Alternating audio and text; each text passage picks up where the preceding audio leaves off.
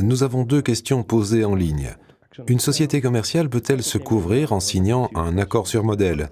Il est essentiel d'avoir de plus amples renseignements à propos de ces accords sur les modèles et de les comprendre. Et la seconde question est la suivante. Si les données sont fragmentées et diffusées vers un certain nombre d'emplacements, cessent-elles de devenir des données personnelles selon la définition de l'Union européenne et ne sont-elles alors soumises à aucune restriction juridique? Eh bien, je vais commencer par la question la plus facile.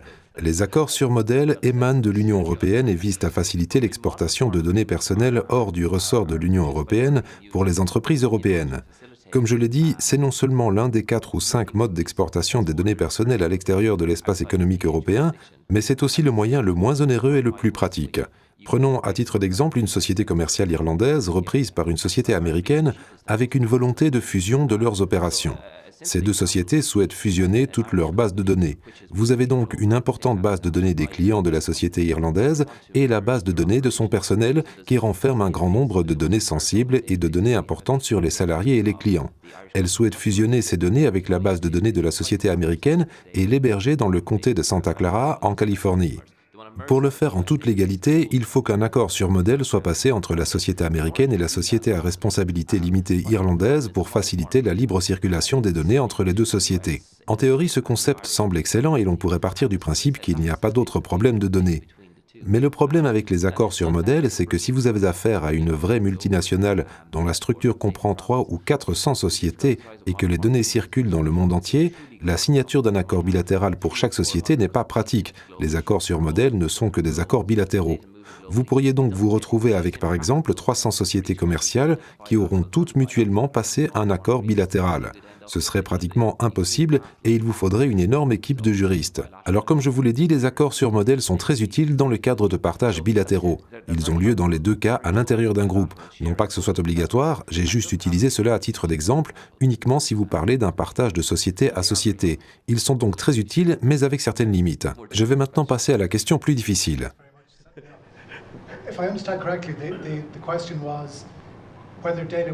Merci beaucoup. Si je comprends bien, il s'agissait de savoir si, lorsque l'on fragmente les données, il y a différenciation entre la personne physique vivante à laquelle se rapportent ces données et les données proprement dites. Au bout du compte, on en revient toujours à la relation entre la personne concernée par les données et le contrôleur des données. Lorsque le contrôleur des données contrôle l'accès à ces données et l'utilisation qui va en être faite, elles demeurent sous sa responsabilité.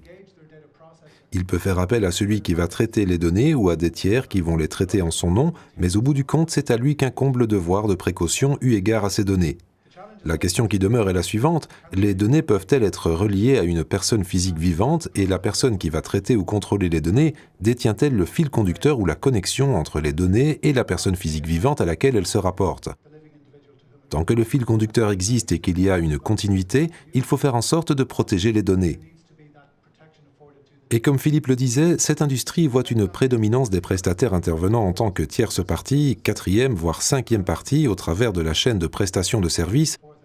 Et bien évidemment, il se produit une certaine dissolution des données au travers de cette chaîne, mais au bout du compte, à travers ces relations contractuelles, le fil conducteur est toujours là, il nous ramène à la personne physique et donc la responsabilité finale reste toujours celle du contrôleur, quel que soit le contexte du cloud, quelle que soit l'opportunité mondiale en termes de juridiction, en termes de résidence des données proprement dites.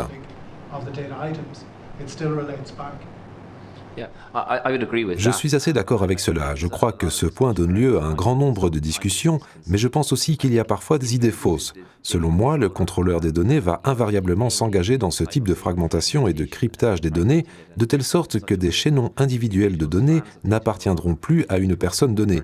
Mais tant que le contrôleur de données dispose du code ou de la capacité permettant de rassembler ces chaînons, il en garde le contrôle et se trouve donc assujetti à la séquence complète d'obligations qui lui reviennent en vertu du droit sur la protection des données. Toutefois, cela ne fait pas pour autant de la question de la fragmentation des données une perte de temps. Elle demeure un outil important de la sécurité des données.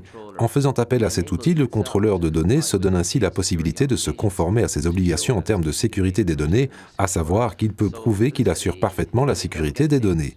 Si le contrôleur des données n'est pour autant pas dégagé de ses responsabilités, cet outil lui permet de montrer qu'il fait tout son possible pour s'assurer de la sécurité des données qu'il traite. C'est en fait l'un des prérequis du contrat entre Google et la ville de Los Angeles. Google a accepté de s'engager dans ce type de fragmentation des données.